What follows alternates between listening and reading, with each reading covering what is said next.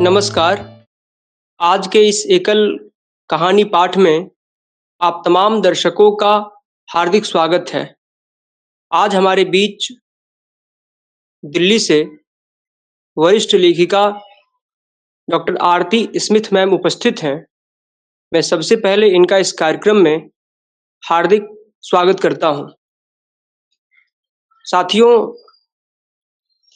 आरती ma'am का साहित्यिक जीवन में लंबा अनुभव रहा है। इनकी अगर प्रकाशित पुस्तकों की बात की जाए तो वो है समय की खिड़की से झांकती कविता, निःशब्द हूं मैं, मायने होने के, तुम से तुम तक, अंतर्मन, रुकते चलते कदम, ब्लैक होल के भीतर, सीट नंबर 49, बदलते पल। साथ ही आलोचना संग्रह, यात्रा वृतांत, संस्मरण की कई पुस्तकें इनकी प्रकाशित है और इन्हें देश के कई प्रतिष्ठित सम्मानों से भी सम्मानित किया जा चुका है, जिसमें साहित्यिक सामाजिक अवदानों के लिए गुर्दी देवी सम्मान, सेतु पुरस्कार, विद्या वाचस्पति सम्मान, काशी रत्न सम्मान, साहित्य गरिमा सम्मान आदि प्रमुख है और देश के कई प्रमुख पत्र पत्रिकाओं में इनकी कहानियां, इनकी कविताएं नियमित तौर पर प्रकाशित होती रहती है। तो बिना किसी विलंब के मैं इन 4 पंक्तियों के साथ मैम को कहानी पाठ के लिए आमंत्रित करता हूं कि अगर तुम हो तो घबराने की कोई बात थोड़ी है, अगर तुम हो तो घबराने की कोई बात थोड़ी है, हल्की सी बूंदा बांदी है, बहुत बरसात थोड़ी है, ये राहे इश्क है, ये राहे इश्क है, यहाँ कदम ऐसे ही उठते हैं और मोहब्बत सोचने वालों की बस की बात थोड़ी है। आरती मैम, स्वागत है।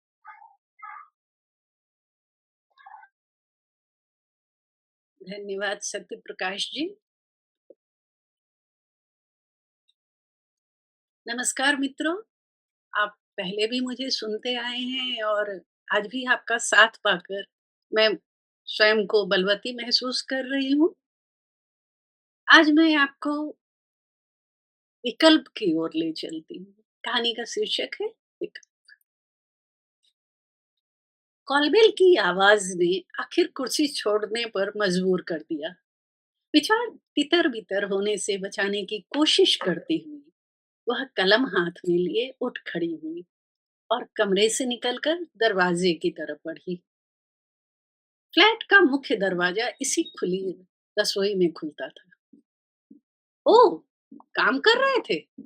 सॉरी सॉरी, एक बात बोलना था, मतलब पूछना था तो। मिस्टर चटर्जी दरवाजे पर ठिठक गए और झिझकते हुए बोले, ये अपरिचित लड़के को साथ देखकर आयशा ने जानना चाहा। ओह, इसी का बॉन के बारे में तुमसे बात करना था। वह जरा हैरान हुई। उसकी हैरान निगाहें अपने चटर्जी दा पर टिक गई।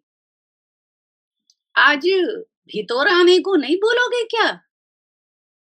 अरे आइए आइए ना दादा, आओ बेटे, प्लीज। वह चेप गई। कमरे में घुसते ही मिस्टर चटर्जी की नजर मेज पर खुली कॉपी पर जा टिकी। क्या लिख रहे हो? कोई नया उपन्यास? मैंने डिस्टर्ब कर दिया। कोई बात नहीं, उसने मुस्कुराने की कोशिश की। दादा, चाय लेंगे? अरे, दोपहर का 2 बजने वाला है। खाना का टाइम पे चाय पिएगा तो भूख ही मर जाएगा। तुम लेखक लोग का तो कोई टाइम ही नहीं होता, ना खाने का ना सोने का। और जब से सुशांत गया है तुम तो। कुर्सी पर बैठते हुए मिस्टर चटर्जी बोले, सो तो है, लिखने पढ़ने में भूल ही जाती हूँ। सुशांत था तो। ओई तो, इसी बात का चिंता तुम्हारा बौदी को भी रहता है। ओई बोला। उसके चेहरे पर प्रश्न चिन्ह उभर आया। ओह! देखो, असली बात तो बोलना ही भूल गया कि हमारा गौर का बच्चा जैसा है। दोस्त का बेटा हमारा अपना बेटा हुआ ना। वो उनके लिए एक कमरा ढूँढ रहा है। तो तुम्हारा बोधी तुम्हारे पास भेजा कि तुम्हारा दूसरा कमरा अगर तुम किराए पर दे दो, तो उसको भी गार्जियन मिल जाएगा और तुमको भी अकेला नहीं रहना पड़ेगा। अकेली? अकेली कहाँ दादा? मुझे तो समय का पता ही नहीं चलता। किताब में माथा घुसाए रहता है तो कहाँ से पता चलेगा? हेल्थ का भी चिंता नहीं। आदमी रिटायर होकर घूमता है, फिरता है, मौज मस्ती करता है, मगर तुम तो अलादा है। बैंक का खाता से सिर बाहर निकाला, किताब का ढेर में घुसा दिया। अब तो समय मिला है दादा। वह मुस्कुराई। तुम्हारा बात तुम ही जानो। तुम्हारा बोधी अभी आ रहा है रूपा को लेकर। उसका साथ बात करके देखना। ठीक लगे तो ठीक, नहीं तो कोई जबरदस्ती थोड़ी रख देगा। हम्म, हमको अभी दुकान निकलना है। मिस्टर चटर्जी उठे और चलने को तैयार हुए। कुछ देर बाद, ओह, देखो, दरवाजा खुला छोड़ रखा है। ओह, बोधी, आओ आओ, आओ बैठो। आयशा की कलम फिर रुक गई। पहिए वाली कुर्सी पर बैठे बैठे ही उसने खुद को दूसरी दिशा में मोड़ लिया। कलम अब भी उंगलियों के बीच फंसी चलने को कसमसा रही थी। अकेला कैसा मन लगता है। "हाँ, आप परेशान न हो, मैं मजे में हूँ, उसने हंसते हुए कहा। फिर भी बोधी ने आयशा के चेहरे पर नजर धंसा दी। क्षण भर को सन्नाटा पसरा। वह लड़की रूपा वहां होकर भी मानो नहीं थी, अपने आप में खोई उलझी हुई। उसकी कातर निगाहें पूरे फ्लैट को वहीं से बैठे बैठे देखकर पक्का कर लेना चाहती थी कि वह वहां रह भी सकेगी या नहीं। हर दीवार सामान से मुंह छिपाई थी। घुसते घुसते ही उसने रसोई का मुआयना कर लिया था। एक दीवार से लगकर निकले स्लैब और कबर्ड पर टिकी जगह को रसोई घर कहना उसे मुश्किल जान पड़ा। शेष दीवारें और उससे लगी फर्श, फ्रिज, बड़ी छोटी अलमारी, बर्तन के खांचे, वॉशिंग मशीन से लगभग छिपी थी। एक छोटा टेबल भी पड़ा था, उदास सा। कमरे के बाहरी हिस्से की दीवार भी एक काठ अलमारी के कब्जे में थी। उसके ऊपर छोटा मंदिर। सीलिंग से लगा छज्जा भी पर्दे से ढका हुआ। उफ, कोई भी कोना खाली नहीं। मैं रहूंगी भी तो कहाँ? सोचकर रूपा का दिमाग छन्ना गया। रूपा, ओ रूपा, बैठे बैठे सो गया क्या? अ, नहीं नहीं तो। ओ, सामने दरवाजा देख रहे हो ना? जाओ, कमरा दिखाओ। मैं लिए चलती हूँ, आयशा ने टोका और कुर्सी से उठ खड़ी हुई। बोधी ने उसका चेहरा पढ़ना चाहा, मगर असफल रही। इतनी देर की बातचीत के बाद भी वह समझ नहीं पाई कि आयशा की हाँ में उसकी ना कितनी शामिल है। आयशा का चेहरा भाव शून्य था। बोधी ने कभी उसे ऐसे नहीं देखा था। उसे लगा आयशा नहीं, वह आंधियों से घिर गई है। कल कल को वह भी तो। उसने सिर को झटका दिया और खड़ी हो गई। चलो, मैं लिए चलती हूँ, उसने कहा। रूपा, यह है हमारा कमरा, सुशांत और मेरा मिला जुला कमरा। अलमारी में दोनों के कपड़े हैं और और भी बहुत कुछ। क्या बताऊं, जितना साथ ले गया उससे कहीं अधिक छोड़ गया। कहता है घर तो वही होगा ना जहां तुम रहोगी। बाहर तो मैं ऐसे ही कमरा लेकर रहूंगा। अब तुम देख लो, रह पाओगी यहाँ? वह मुस्कुराई। उसकी नम आंखें बोदी से छिप ना सकी। वह मुड़ी और अपने कमरे में आ गई। पीछे पीछे बोधी भी निकल आई। रूपा उस कमरे की दरो दीवार निहारती, वहां उससे चिपके अतीत की आहट को सुनती देर तक खड़ी रह गई। मेरा कमरा भी तो ऐसे ही पड़ा होगा, बिस्तर खाली, मगर सामान से भरा कमरा। माँ सामान लेने रखने के बहाने इसी तरह बार बार आती जाती होगी। पिताजी को दफ्तर और दोस्तों से फुर्सत कहाँ, समय मिलता भी है तो टीवी में घुसे रहते हैं। बेकार की बहसें, तनाव भरी। माँ भी जॉब में होती तो पिताजी को समझ आता। उफ, मुझे यहाँ भेजने के लिए माँ कितना जो हाथ पांव जोड़ी होगी। निभा पाऊंगी ना मैं, निभा पाऊंगी ना जो भरोसा माँ ने पिताजी को दिलाया है। वरना वरना पिताजी माँ का जीना मुहाल कर देंगे। नहीं नहीं, मेरे कारण माँ और तकलीफ नहीं सहेगी। नहीं। रूपा, गोदी की आवाज आकर गुजर गई। वह वैसी ही खड़ी रही जैसे हो ही नहीं। कुछ देर बाद, आपका सामान उस कमरे में है तो आपको। हाँ, वही तो मैं भी बोधी से कह रही थी कि मैं सामान नहीं हटा सकती। देख ही रही हो जगह कहाँ है। रूपा की बात पूरी होने से पहले आयशा जल्दी जल्दी कह गई। जी, जी, मैं ये कहना चाह रही थी कि मुझे तो कोई दिक्कत नहीं होगी, अगर आपको दिक्कत ना हो। अच्छा, तो तुम कमरे का दरवाजा खुला छोड़ सकोगी रात को? अरे नहीं, दिन भर। कुछ ना कुछ काम तो पड़ता ही है। तुम डिस्टर्ब होती रहोगी, सोच लो। रूपा को सोच में पड़ी देखकर बोधी से रहा न गया।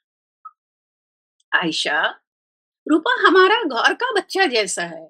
इसका माँ हमारा चाइल्डहुड फ्रेंड है। और और तुम भी हमारा अपना जैसा है। कभी किराएदार समझा क्या? और तुम्हारे जैसा कौन है जिसको इतना भरोसा का साथ बोल सकता है? देखो, इसको पीजी में रहने से अच्छा यहाँ रहेगा। ज, जब तक तुम चाहेगा तभी तक। सुशांत का आने में तो टाइम है। बाकी बात का फिक्र मत करो। मोदी ने दोनों के बीच गुजरते और कमजोर पड़ते संवाद की कड़ी पकड़ ली। दोनों चुपचाप उनको देखती रही। ए रूपा, सुन, आयशा को शिकायत का मौका मत देना। किचन बाथरूम शेयर होगा तो उसका सफाई का भी ध्यान रखना। यही नहीं कि टाका थमा दिया, बस हो गया, समझी? मोदी एक सांस में बोल गई। कुछ क्षण रुकी, फिर कहना शुरू किया। उनकी आवाज में दर्द भरा। तुम्हारा दादा का उम्र का तो इसका बेटा है, बहुत ख्याल रखता था। अब भी रोज फोन करता है। तुम भी माँ को रोज फोन करना, समझी? मेरा घर भी तो अब। खुद को भविष्य की आहट से बचाती हुई बोधी उठ खड़ी हुई, जल्दी जल्दी बोलते हुए दरवाजे से बाहर निकल गई। मैं जाती हूँ, मेसो के आने का टाइम हो गया, आ जाना नीचे। बोधी चली गई। आयशा और रूपा के बीच खड़ी झिझक की दीवार ज्यों की त्यों खड़ी रही। दोनों सोचती रही, कितना किराया लेना देना चाहिए। गैस, पानी, बिजली, फ्रिज, गीजर, सब तो यूज होगा। कुछ एक पल बाद, मैम, मुझे कितना किराया देना होगा? रूपा ने चुप्पी तोड़ी। 5,000, अगर दे सकूं तो। आयशा दीवार ताकती हुई बोली। शब्द उसके गले में फंस फंस जाते। वह अब तक सोच नहीं पा रही थी कि कैसे साझा करेगी सब। बाथरूम, रसोई, बेटे की यादों की सुगंध से भरा वह कमरा। मैं फ्रिज यूज कर सकती हूँ, सब कुछ। फ्रिज, गैस चूल्हा, बर्तन, सब कुछ।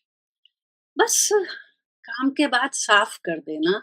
और अगर तुम चाहो तो मैं अलमारी का एक हिस्सा खाली कर दूंगी। नए कपड़े उसमें रख लेना। बैग से रोज रोज निकालने में दिक्कत होगी। आ, घर के कपड़े यहाँ और गीले कपड़े यहाँ। आयशा मन को संयत करती हुई एक एक चीज दिखाती बताती चली। अगले दिन, हाय, गुड मॉर्निंग बेटा। कोई आया है क्या? आवाज आ रही है। "ह, आया नहीं, आई है, प्यारी सी बेटी, किराएदार। मम्मी, तुमने मेरा कमरा किराए पर दे दिया? पैसे की दिक्कत थी तो मुझे कहा होता। सुशांत की आवाज में दर्द उभर आया। बेटे, अभी इतनी कमजोर नहीं हुई कि अपना बोझ अपने कांधे ना उठा सकूं। पैसे की बात ही नहीं। फिर फिर क्या बात है? और तुमने मुझसे पूछना भी जरूरी नहीं समझा? तुम्हें क्या लगता है मैं वापस नहीं आऊंगा? तुझे क्या लगता? मुझे क्या लगेगा? घर है तो आना ही है। वैसे भी एक बार यहाँ का कॉन्ट्रैक्ट पूरा होने पर आऊंगा ही। हाँ, आओगे, मगर कितने दिनों की छुट्टी पर? या कि जब तक नई वर्क परमिट नहीं बन जाती? यही ना? जॉब छोड़ दूं इसलिए भेजा तुमने? ना, मैंने ऐसा कब कहा? ना कहूंगी। ना चाहूंगी कि मेरी वजह से तू अपने सपने के पंख काट दे। फिर फिर क्यों मम्मी? क्यों क्या? तू साल 2 साल पर महीने 2 महीने के लिए आएगा। तुझे नहीं लगता धीरे धीरे उस कमरे की दीवारें अतीत जीते जीते खंडहर हो जाएंगी? कोई नई इबारत नहीं लिखी जाएगी वहां। ना ही कोई सपना पलेगा। मैं जानती हूँ। पिछले 8 महीनों से उदास फर्श, दीवारों और छत की सिसकियां सुन रही हूँ। तुम्हारे कमरे में सोने की कोशिश की, मगर नींद नहीं आई। अकेलापन ज्यादा कचोटने लगा। कई बार कोशिश की, मगर मगर लगातार तुम्हारी यादों के पल झड़ते रहे। कभी तो अच्छा लगा, कभी वे पल भी उदास लगे, मानो थक गए हूँ। उन्हें जीवन चाहिए था, हंसता, थिड़कता, मचलता जीवन। शायद मेरे अकेलेपन से शापित ही होता रहता, अगर तुम्हारे चटर्जी अंकल और आंटी जिद ना करते। और जब रूपा तुम्हारे किसी सामान को हटाए बिना रहने को तैयार हो गई, तब मैंने हाँ कर दी। बेटे, यूं भी रात को कई बार जी घबराता था। बोल, बोल, मैंने गलत किया? बोलना, बोलता क्यों नहीं? अब क्या बोलूं? बिना मुझे पूछे, बिना मेरे कमरे का डिसीजन ले लिया तुमने। फोन रखता हूँ, बाद में बात करूंगा। आज तो संडे है मम्मी। शनिवार की रात है यहाँ। भारत से 10:30 घंटे पीछे का समय। रूपा के आते यह भी भूल गई। सॉरी, सॉरी बेटे, रखता हूँ। सुन तो, कल जरूर फोन करना। फोन कट गया। आयशा हाथ में मोबाइल लिए परेशान सी बैठी टकटकी लगाए शून्य निहारती रही। देर शाम। फोन की घंटी सुनकर आयशा की तंद्रा टूटी। दिन बीत गया। शाम ढल चुकी। उसकी बेचैनी उसे स्थिर नहीं होने देती थी। रूपा ने कोशिश की कि कुछ खा ले, मगर वह तो होठों पर खामोशी जड़ अपने स्टडी टेबल से चिपकी रही। मन कहीं और उड़ता रहा। उसने मोबाइल उठाकर देखा। होठों पर मुस्कान लौटी, थरथराते स्वर फूटे। तू अब भी नाराज है मुझसे? क्या माँ, छोड़ो ना। अब रख ही लिया तो दिमाग क्यों लगा रही हो? तुम लोगों के साथ दिमाग कहाँ लगा पाती हूँ? स्वर कांप उठे। ओहो, अब रोना मत शुरू करो, मेरा मूड खराब हो जाएगा और पूरा संडे बेकार हो जाएगा। नहीं रोती, मगर सुन तो, तू वहां है, वह भी तो माँ छोड़कर आई है ना, माँ से दूर, अकेली है, तेरी तरह केयरिंग है। कभी कभी डांट भी सुन लेती है और कभी कभी रात का खाना हम इकट्ठे भी खा लेते हैं। रात का खाना खाना तो मैंने बंद ही कर दिया था। मम्मी, मैं भी तो अकेला हूँ यहाँ, और तुमसे तो कितनी बार कहा कि जब लिखने पढ़ने से ऊब जाओ तो कहीं घूमने निकल जाओ। कितने तो दोस्त हैं तुम्हारे, पहले तुम्हारे पास मिलने का समय नहीं होता था, अब है तो एंजॉय करो। 28 की नहीं हूँ तेरी तरह, यो भी 30 साल तक घड़ी की सुई के इशारे पर घर बाहर कदम दौड़ते रहे हैं। अब जी नहीं करता। तू अभी नहीं समझेगा रे। क्या? यही कि बाहर की रोशनी घर के भीतर के अंधेरे को कम नहीं करती। उसके लिए घर के भीतर उजाला भरना होता है। रहने दो, तुमसे कुछ कहना ही बेकार है, फिर रोने लगोगी। तुमने भी मेरी वापसी का रास्ता बंद कर ही दिया, जैसे पापा ने किया था। याद है या वह भी भूल गई? सुशांत की आवाज आयशा के कलेजे को बेधती चली गई। बेटे, पापा को जीवन संगिनी नहीं, बिस्तर की चादर चाहिए थी, चांदी की चादर। तुम लेखक लोग ना अपने बच्चे से भी शब्दों का खेल खेलने लगते हो। बंद करो। मान क्यों नहीं लेती कि तुमने मेरा ऑप्शन ढूंढ लिया है? पूरा कमरा तो मेरा नहीं ही था, अब मेरा बेड भी मेरा नहीं। क्या कहा? तेरा ऑप्शन? पगले, तुझे सचमुच लगता है तेरी जगह कोई ले सकता है? कोई भी? किराएदार या पेइंग गेस्ट कभी विकल्प नहीं हो सकते। हाँ, घर को पूरी तरह मकान बनने से बचाने में एक हद तक सहयोगी हो सकते हैं। अकेला आदमी मकान में रहता है, घर तो मकान में बसे अपनेपन की खुशबू से भरे संबंधों से बनता है। पिछले 8 महीने से तेरा यह घर मोबाइल पर सिमट कर रह गया था। बस उसे फिर से विस्तार दे रही हूँ, ताकि बीच के दिनों में उपजे सन्नाटे और उससे उपजे भीतरी शोर को खत्म कर सकूं। मम्मी, तुम्हारी बातें कभी कभी मेरी समझ में नहीं आती। इतना ही समझ लो ना कि किसी के साथ फ्लैट शेयर करना आसान नहीं था। बड़ी मुश्किल से खुद को समझा पाई, क्योंकि इसमें चटर्जी दा की मर्जी शामिल है। जानते ही हो, मुझसे अधिक उन दोनों को मेरे अकेलेपन की चिंता रहती है। अब मुझे भी लगता है कि जो हुआ ठीक ही हुआ। घर को मकान बनाने की जगह घर को घर बनाए रखना ज्यादा अच्छा, ताकि तुम जब आओ तो इस घर को वैसा ही हंसता मुस्कुराता जैसा छोड़ गए थे। कोई और मेरे कमरे में रहे, तब भी वह कमरा मेरा। क्या मजाक है? सुशांत, बेटे, बिस्तर बदला जा सकता है, मकान भी बदले जा सकते हैं, घर नहीं बदला जा सकता। घर बदलने का अर्थ है उस घर में पलते रिश्तों का मर जाना।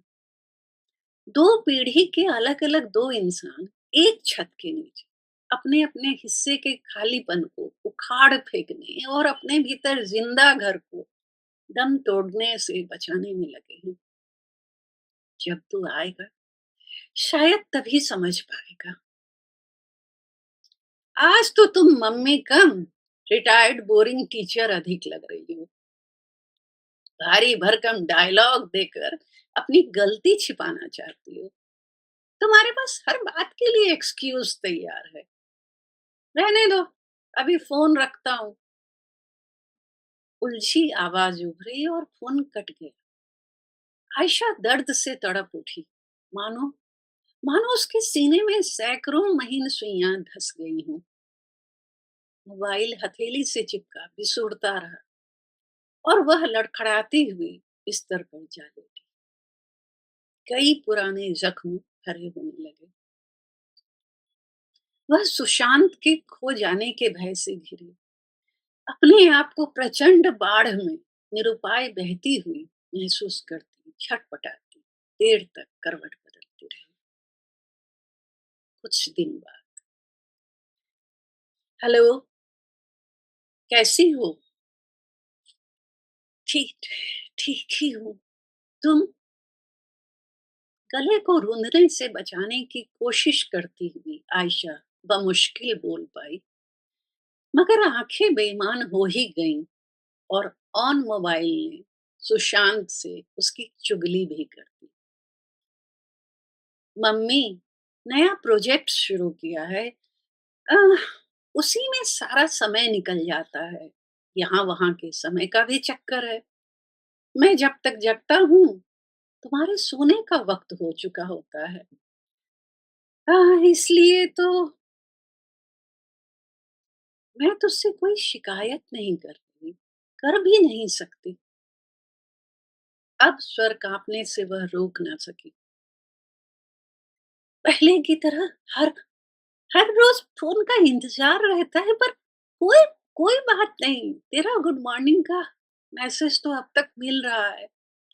वह मेरी रात सोने लायक बना देता है। जब समय मिले, तब मन करे, आह, तभी तभी फोन कर लेना।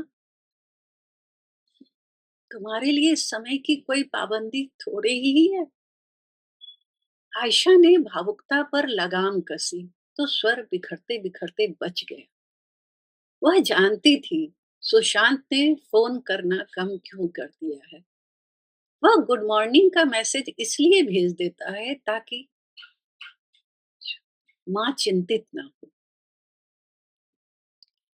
तुम्हारा भी मन करे तो कर लेना। मेरा मन मेरा मन तो हमेशा करता है। आयशा हंस पड़ी, मगर आंखें लहराती नदी से खारा बूंदें टूट कर छितराने लगी। माँ बाप अपने मन की सुनने लगे तो दिन में 5 बार नंबर डायल कर दे। मैं तो मम्मी पापा दोनों हूँ, दिल भी दुगुना धड़कता है। उसने मुस्कुराना चाहा।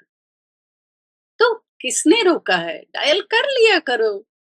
मीटिंग में रहूंगा तो नहीं उठाऊंगा, फ्री रहूंगा तो उठा ही लूंगा। मैं तुझे डिस्टर्ब नहीं करना चाहती। हम्म। और सर? आंटी, आपने आंटी चाय। थैंक यू बेटे। अब किस बात के लिए थैंक यू? आह, वो रूपा को कहा, पता नहीं इसे कैसे पता चल जाता है कि मुझे चाय की तलब हो रही है। किसी जन्म में मेरी माँ ही रही होगी। हम्म। तो माँ समझ जाती है सब कुछ। हाँ, तुम्हें लगता है ऐसा? मैं अच्छी माँ होने का दावा नहीं कर सकती। नानी ने तुम्हें समझा था। अपनी समझ से जितना समझा होगा, ठीक ही समझा होगा। हम्म।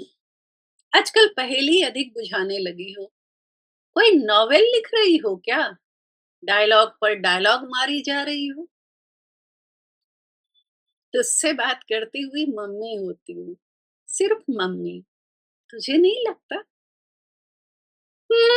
कभी कभी नहीं भी। एनीवे, तुम अपनी रूपा के हाथ की चाय के मजे लो, मैं बस ऑफिस पहुंचने वाला हूँ, फिर कॉल करता हूँ। रुकी रुकिए, फोन मत काटिए, बस बस 1 मिनट के लिए प्लीज। पीछे से रूपा की आवाज गूंजी, प्लीज वीडियो ऑन कीजिए। मम्मी, मुझे देर हो रही है, ये क्या नया नाटक है? सुशांत झल्लाया, बस बस 1 मिनट के लिए प्लीज। रूपा ने मिन्नत की और आयशा से फोन लेकर कमरे की ओर दौड़ पड़ी। उसने पीछे का कैमरा ऑन कर दिया। देखिए अपना कमरा, मेरा कहाँ? देखिए तो सही, बस देखते जाइए। रूपा तेजी से कमरे का हर कोना, कुर्सी, मेज, दीवार पर टंगी उसकी बनाई तस्वीर, सामने टंगा उसका बोर्ड और बोर्ड पर लिखे गए उसके शब्द, और अंत में अलमारी और बिस्तर दिखाती चली।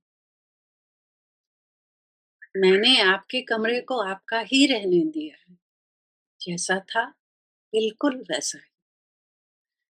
रूपा की आवाज में गंभीरता थी। अब आप वीडियो ऑफ कर सकते हैं, चाहे तो फोन भी। आंटी को फोन दे रही हूँ। रुको, रुको। क्या हुआ? तो फिर आप रहते कैसे हो? मेरा मतलब, आप पे कर रहे हो और एक ऐसे कमरे में रह रहे हो जहां दूसरे का सामान बिखरा हो। ऐसे में तो वह कमरा अपना लग ही नहीं सकता। मैंने मैंने खुद ऐसे कई कमरे देखकर छोड़ दिए। हम्म, मुझे कमरा नहीं, घर चाहिए था। अच्छा कमरा तो पीजी में भी मिल जाता, मगर ना मुझे इतना अपनापन मिलता और ना ही मेरी माँ को तसल्ली होती। मगर फिर भी देखिए, मैं तो पूरे घर में मर्ज हो गई हूँ। हिंदी में क्या कहते हैं? समा जाना। हाँ, मैं समा गई हूँ, कहीं नहीं हूँ और हर जगह हूँ। आंटी आपको समझा नहीं पा रही थी, मैं उनको लगातार परेशान देखकर परेशान थी। समझ रही थी कि अपना कमरा देखे बिना आप समझ नहीं पाएंगे, इसलिए समय मांगा। आप जब भी आएंगे, आपका कमरा आपको वैसा ही मिलेगा जैसा छोड़ गए थे। आप कहीं और शिफ्ट हो रहे हो? पहले सोचा था। आपसे बातचीत के बाद जब आंटी को हर समय उदास देखती थी तो बुरा लगता। वे खुद में डूबी रहती, कुछ कहती भी नहीं थी। मगर अब नहीं सोच रही। और आप मेरे रहने की फिक्र मत कीजिए। वर्किंग डे में वैसे भी दिन भर बाहर ही रहती हूँ और रात को सोना मेरे लिए कोई समस्या नहीं। मासी के पास नीचे सो जाऊंगी या फिर आंटी के पास ही। मगर अगर मगर कुछ नहीं, समझ लीजिए आंटी ने केयर टेकर रखा हुआ है, जिसे बदले में ढेर सारा प्यार और आशीर्वाद चाहिए। महीने में एक बार नहीं, हर रोज। वह हंस पड़ी। उसकी मासूम हंसी कोमल पंखुड़ी बन यहाँ वहां उड़ने लगी, तो कमरे की दमघोटू बोझिल हवा भी हल्की और सुगंधित हो गई। अब आपको देर नहीं हो रही? 1 मिनट बात करने को तैयार नहीं थे। आंटी को फोन दे रही हूँ। उसने फिर चुटकी ली। सुशांत को बुरा नहीं लगा। मम्मी, ये रूपा क्या चीज है? चीज नहीं है, जीती जाती गुड़िया है। तूने देखा ना, जो बात मैं तुझे कई दिनों से समझा नहीं पा रही थी, इसने 1 मिनट में समझा दिया। अब मत कहना मेरा घर नहीं रहा। अब तो लगता है मेरी मम्मी ही गायब हो रही है। वह हंसा, खुलकर हंसा। बेटे की हंसी सुनकर आयशा की पलकें खुशी से नम हो गई। कितने दिनों बाद तेरी हंसी सुनी है। अरे वो तो बस अ, लेकिन लेकिन मम्मी, वह तुम्हारे कमरे में कैसे सो सकती है? तुमने तो डबल बेड भी हटवा दिया। उसने बात बदली। तू उसकी चिंता मत कर, उसे कोई परेशानी नहीं होती। ना छोटी जगह से, ना कभी कभी नाक बंद हो जाने के कारण बसते खर्राटे से, और ना ही रात को उठ उठ कर मेरे बाथरूम जाने और नल चलाने से। मेरे मना करने पर भी उस रात वह साथ ही सोई जब अचानक अचानक आयशा रुकी। उसने बात बदलनी चाहिए। जब अचानक जब अचानक क्या मम्मी? तुम तुम ठीक तो हो? अरे हाँ हाँ, बिल्कुल फिट। अच्छा, तो तुम्हारी रूपा ने तुम्हें झूठ भी बोलना सिखा दिया? तू जानता है ना मैं झूठ नहीं बोलती। और क्या बात है, हर बात में रूपा का नाम जपा जा रहा है। अरे मम्मी, तुम तो मेरी ही टांग खींचने लगी। सच बताओ, क्या हुआ था? रूपा को तुम्हारे पास क्यों सोना पड़ा था? वो पुरानी बात हो गई, छोड़ ना। अरे, हुआ क्या था? जो भी हुआ बताना तो चाहिए था। तुम मुझसे नाराज ना हुआ कर, फिर फिर खुश नहीं होगा मुझे। आयशा की आवाज कांपी। मम्मी, मम्मी, कोई चिंता की बात तो नहीं? प्लीज बताओ ना। नहीं रे, जब ऐसी कोई बात होगी तो जरूर बताऊंगी। जरा जरा सी बात क्या बताना? कहने को तो 20 घंटे का सफर है, मगर तुरंत आना आसान है क्या? उस पर सिर्फ टिकट में इतने रुपए लग जाते हैं। तुम मेहनत से कमाए और मैं एक झटके में खर्च करवा दूं? कमाता किस लिए हूं? वह नाराज हुआ। आयशा का जी चाहा कह दे, सुशांत, एक बार, दो बार, तीन बार मेरी बीमारी सुनकर तो आ जाएगा, मगर उसके बाद क्या होता है यह बड़े नजदीक से देखा समझा है। खासकर अपना घर बसाने के बाद पुराने घर में संजोए संबंध को कौन सा दीमक चाट जाता है और कैसे, यह तो बदलता वक्त ही जाने। मियाद से पहले खंडहर होते संबंध के भीतर रेशा रेशा टूटते बिखरते घर को पिछले 20 वर्षों से देखते ही तो आ रही हूँ। कुकुरमुत्ते की तरह वृद्धाश्रम की बढ़ती संख्या, और जहां वृद्धाश्रम नहीं वहां तो उफ, उसने सिर को झटका दिया।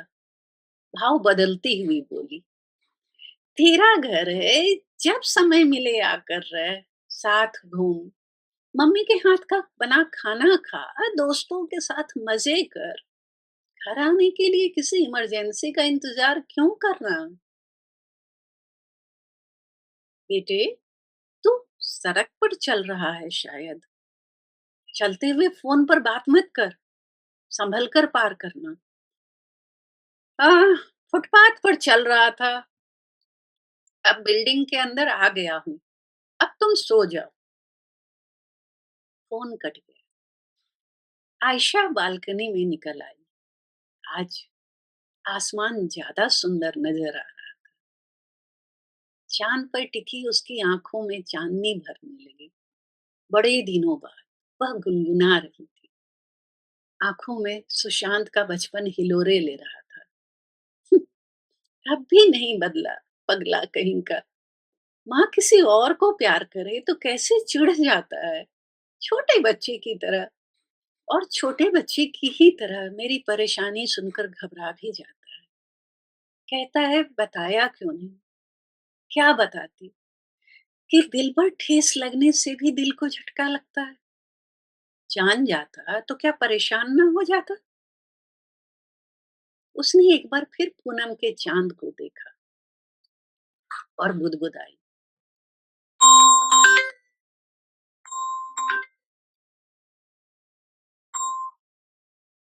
"रू- रूपा जैसे बच्चे घर को मकान होने से बचा ही लेते हैं।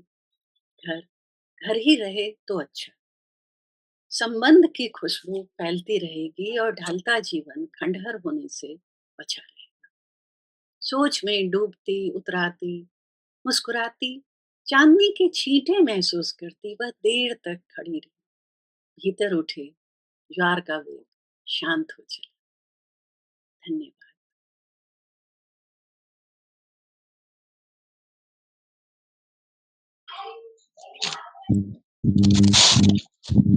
बहुत सुंदर मैम, बहुत प्रभावशाली कहानी पाठ था आपका। आपकी आवाज़ में इतनी मधुरता है कि मन करता है कि आपको सुनते रहूँ, लेकिन समय की अपनी सीमा है, इसलिए बहुत-बहुत आभार आपका कि आप इस कार्यक्रम से जुड़े और अपनी कहानियों का पाठ किया। धन्यवाद। धन्यवाद सबसे और ये अध्याय पुस्तक में आई और पाठकों ने जी खोलकर इसे प्यार दिया। इसलिए मैंने आपके मंच के लिए इस कहानी को चुना। आपका और देवेंद्र जी सहित सभी श्रोता मित्रों का बहुत-बहुत धन्यवाद।